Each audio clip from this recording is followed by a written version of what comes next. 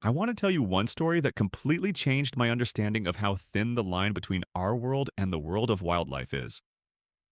What happened to Dmitry Kovalenko in October 2019 in the forests of Primorsky Krai is still hard to comprehend.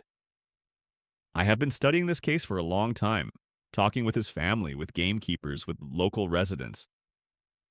Every time I think about this story, I feel uneasy because it could have happened to any of us. Dmitry was an ordinary man of 42. He worked as a timber truck driver in the small village of Terny.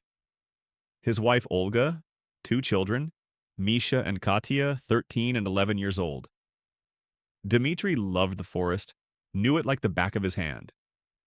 Every weekend he went for mushrooms, berries, just to breathe fresh air. On that October day, as usual, he went into the forest alone. Olga later told me that she tried to dissuade him. There were too many bears in those parts, but Dmitry only waved his hand. "Come on, Olga, it's not my first time." The last words he said to his wife were, "I'll be back for dinner. Don't heat up the borscht." It was about 9 in the morning when Dmitry went deeper into the taiga. October in Primory is a special time. The leaves have already fallen, the air is clear and cold. Branches crunching underfoot, a woodpecker chirping somewhere in the distance. Dmitry was walking along a familiar path, picking the last mushrooms of the season. After about an hour of walking, he heard a low squeak. At first he thought it was a chick falling out of the nest, but the sound repeated, more distinctly. Dmitry stopped and listened. The squeak came from behind a fallen tree about 20 meters from the path. When he came closer, his heart squeezed. A tiny bear cub was cowering among the fallen leaves. No bigger than a cat, covered in thick brown fur. His eyes were still open, and he was obviously very young. The cub was shivering, squeaking, looking for its mother. Dmitry carefully took the cub in his arms. It was cold, weak, obviously hungry. "Where's your mommy, baby?" Dmitry whispered. He looked around, trying to figure out what had happened. No sign of the bear cub, no sign of a den nearby. The cub squeaked pitifully, snuggling into his warm arms. Dmitry realized that if the cub was left here, it would die. Predators, cold, hunger. The crumb had no chance of surviving alone, which meant he had to carry it home, nurture it, and then hand it over to the reserve. Dmitry carefully stuffed the cub into the crotch of his jacket. It immediately fell silent, warmed by the human warmth. "It's okay, buddy, we'll get you to warmth now," Dmitry reassured him. He turned around and headed back to the trail. It was then that he heard the crunch of twigs behind him. First a quiet, barely audible one, then another, and another. Dmitry froze, a chill running down his spine. He turned around slowly and saw something that made his blood freeze in his veins. A huge bear stood 30 meters away from him. Dark brown, massive, over 2 meters at the withers. Her small eyes were staring straight at him, or rather at what he was clutching to his chest. She shook her head from side to side, sniffing. Her cub. She smelled her cub. Dmitry realized he'd walked into a trap. The bear had apparently gone off to hunt, and the cub had crawled away from where she had left it. Now she came back and saw that a man was holding her cub. This meant only one thing to the bear, a threat. She let out a low growl that seemed to come from the very depths of her chest. Dmitry felt his hands trembling, his throat drying up. The little bear cub in her cage rumbled, smelling its mother's scent, and squeaked pitifully. The female bear heard the cub's voice and took a step forward, then another. Dmitry knew the rules of behavior when meeting a bear. Do not turn your back, do not run, do not look into the eyes. But what to do when you have her baby in your hands? He slowly pulled the bear cub from behind his sinus and gently set it on the ground. "Hush, hush, mommy's here," he whispered. The cub immediately waddled toward the bear, squeaking, but she didn't take her eyes off Dmitry. Dmitry began to back away slowly, holding his hands out in front of him. The bear gave the cub a glance but did not approach him. She continued to stare at the man she thought was threatening her cub. Her eyes were filled with rage, ready to protect her young at any cost. When there were already 50 meters between them, the bear suddenly stood on her hind legs. Dmitry froze. She was a huge, terrifying, primal force of nature, After standing like that for a few seconds, she lowered herself onto her forepaws and let out such a roar that the birds flew out of the trees in terror. Dmitri realized she was warning him. One more chance to get away. He continued to back away slowly without turning his back. His heart was pounding so loudly that it seemed to be heard throughout the forest. Each step was difficult, his legs trembling. The bear watched him for a while longer, then came up to the cub. She sniffed him, licked him, checked if he was hurt. The cub nuzzled against her warm side, and she gently took him by the scruff of the neck with her teeth. Dmitri reached the trail and only then allowed himself to catch his breath. His hands were shaking so badly that he couldn't reach for his phone. He leaned against a tree, closed his eyes, and tried to calm down. Only now did he realize how close he had come to death. When he got home, Olga immediately realized that something had happened. Dmitri was pale, agitated, told confusedly. "I thought that was it. The end," he repeated. "If I had run, she would have caught up with me. If I hadn't given the bear cub back, she would have killed me, too." Olga later told me that for days afterward, Dmitri woke up in a cold sweat. He dreamed of the bear, her roar, her eyes full of rage. He couldn't forget that feeling of helplessness in the face of the wilderness for a long time. Dmitri never went into the forest alone again.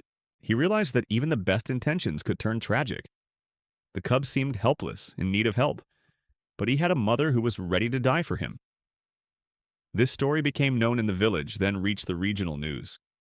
Journalists wrote about the miraculous rescue of the man, about the maternal instinct of the bear. But for me, the main thing in this story is different. The understanding that we, people, often do not realize the consequences of our actions. Dmitri wanted to save the cub, but he didn't think about the fact that its mother might be somewhere nearby. He acted according to human standards of right and wrong, not taking into account the laws of wildlife. And that mistake almost cost him his life. Local gamekeepers say such cases are becoming more and more common. People find baby wild animals and try to help them, but often this help turns into a tragedy, either for the person or for the animal, which loses contact with its mother. I think about this story every time I go into the woods, about the fact that nature lives by its own laws, which we do not always understand, that our kindness can turn into disaster, that the maternal instinct is a force that knows no boundaries between species. Dmitri survived thanks to luck and correct behavior at a critical moment. But the story could have ended very differently. The bear could have decided that the threat was too great. Dmitri could have panicked and run. The bear cub might not have found its way back to its mother. This encounter changed Dmitri. He became more cautious, more attentive to the world around him. He realized that a person is a guest in the forest, not a host, and a guest must respect the rules of the house he is allowed into. Now, Dmitri works as a gamekeeper in the local reserve. He tells tourists about the rules of behavior in the forest, how not to harm the wildlife.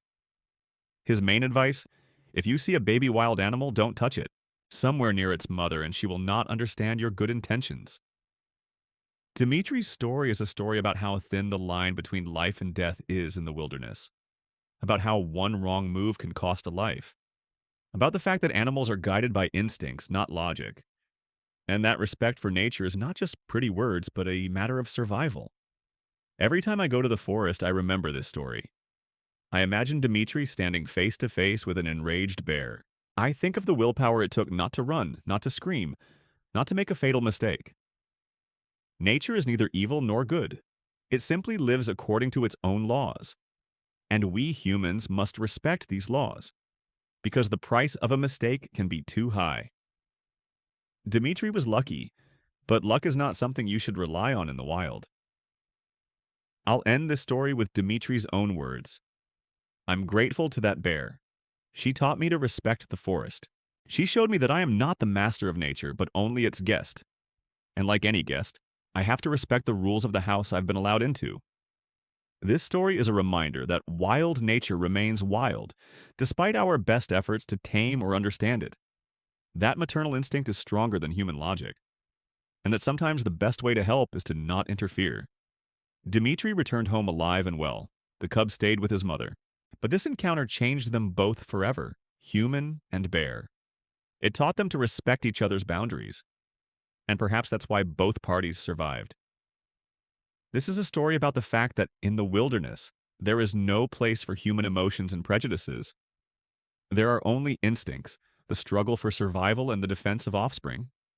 And if we want to coexist with wild animals, we must understand and accept these rules.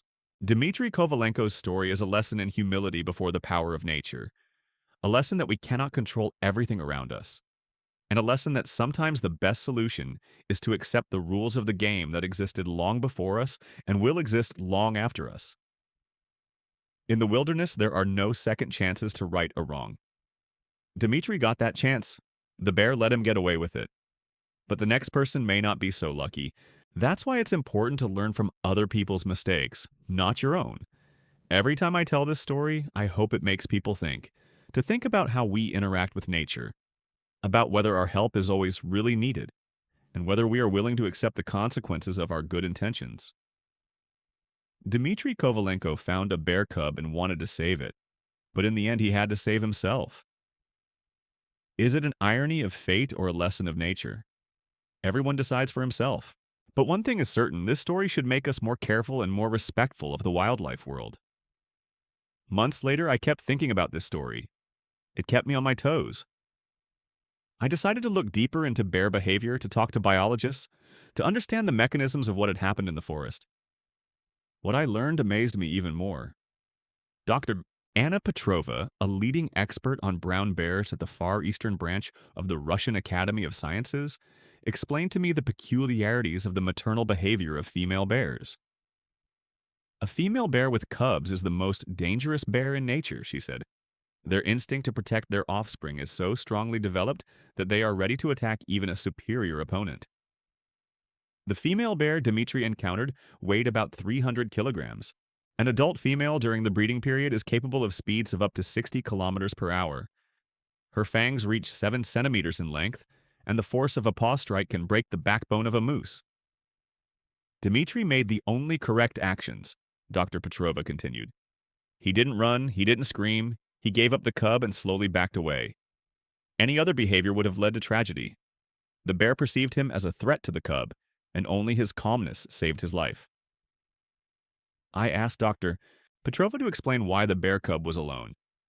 It turned out that female bears often leave their cubs in a safe place while they go hunting or feeding. The cubs should lie quietly and wait for their mother's return, but sometimes they break that rule.